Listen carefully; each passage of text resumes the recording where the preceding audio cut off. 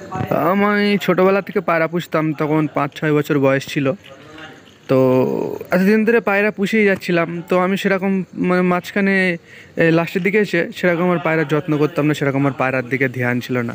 কিন্তু মাঝে পড়ে মানে পায়রার দিকে এতটা শখ এসেছে যে ভাবলাম পায়রা আবার মানে শেষ হয়ে গিয়েছিলো। আমি 6 মাস থেকে আমার কাছে পায়রা নেই। তারপরে আমি আবার পায়রা কিনতে গিয়েছি একটা দোকানে, বলছে ভাই 2000 টাকা জোড়া গিরিবাজ তাও।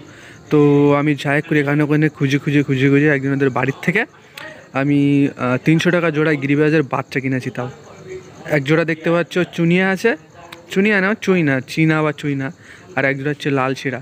তো এই দুজোড়া কিনেছি। এখন আমার ঘর দৌড় ঠিক করা নেই, যার জন্য আমি আমার ঘরের ভিতরেই রেখে দিয়েছি।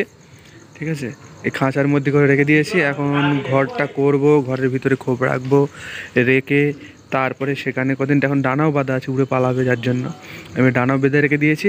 তো ঘরটা ঠিকঠাক করে সেখানে আমি রাখবো, সেসব ভিডিও তোমাদেরকে দেখাবো।